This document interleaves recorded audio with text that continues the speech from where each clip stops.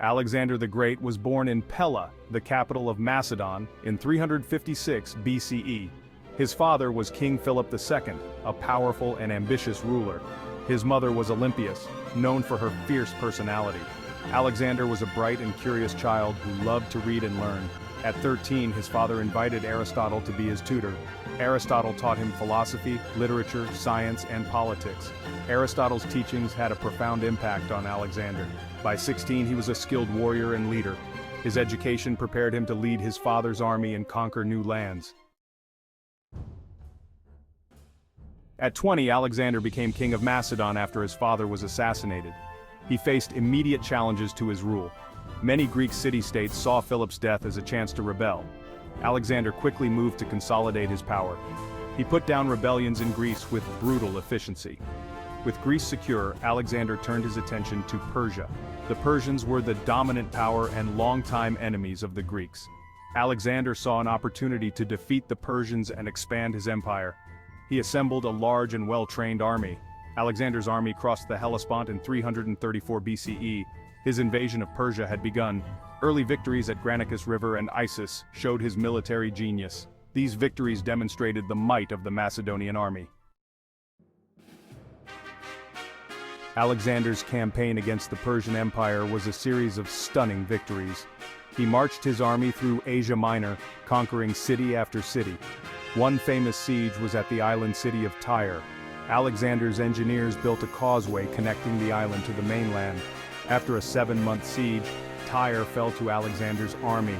He met the Persian king Darius III at the Battle of Gaugamela. He captured Babylon, Susa, and Persepolis, the Persian capitals. Section 4. Master of Strategy, Alexander's military genius at Gaugamela. The Battle of Gaugamela in 331 BCE was a testament to Alexander's military genius. He faced a much larger Persian army led by King Darius III.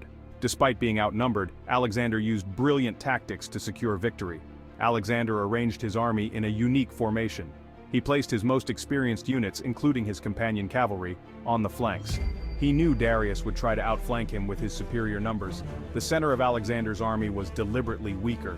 This was a calculated risk to draw the Persians in. As the battle commenced, Darius fell for Alexander's trap. The Persian cavalry charged the Macedonian center. Alexander saw his opportunity. He led a swift and decisive charge with his companion cavalry right at the heart of the Persian line, where Darius was positioned. The Persian king panicked and fled. With their leader gone, the Persian army collapsed. The Battle of Gaugamela was a resounding victory for Alexander. It cemented his reputation as a military genius and marked the effective end of the Persian Empire. Section 5. Legacy of a Conqueror, Alexander's Empire and its Impact. Alexander's conquests created the largest empire the world had ever seen. It stretched from Greece in the west to India in the east. He founded numerous cities, many named Alexandria in his honor. These cities became centers of trade and culture, spreading Greek language and ideas throughout his vast empire. Alexander's rule was marked by a policy of cultural fusion. He encouraged his soldiers to marry women from conquered territories. He adopted Persian customs and dress. He believed in creating a unified empire where different cultures could coexist. He promoted trade and commerce, connecting distant lands and stimulating economic growth.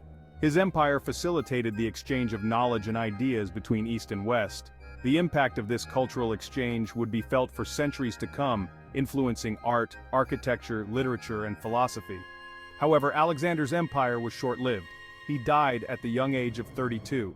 His vast empire was divided among his generals, leading to decades of conflict and instability. Section 6. The world mourns, Alexander's death and the division of his empire. In 323 BCE, while in Babylon, Alexander the Great fell ill and died under mysterious circumstances. His death was sudden and unexpected. He was only 32 years old. The cause of his death remains a subject of debate among historians. Some believe he succumbed to malaria, typhoid fever, or another illness. Others suspect poisoning. Without a clear heir, Alexander's empire was plunged into chaos. His generals, known as the Diadochi, fought amongst themselves for control of the vast territories he had conquered. The empire was eventually divided into several Hellenistic kingdoms. These kingdoms continued to spread Greek culture and influence throughout the Eastern Mediterranean and beyond. Despite his early death, Alexander's legacy lived on. He would forever be known as Alexander the Great, one of the most brilliant military commanders and ambitious conquerors in history. His exploits inspired generations of leaders and military strategists. He left an indelible mark on the course of Western civilization.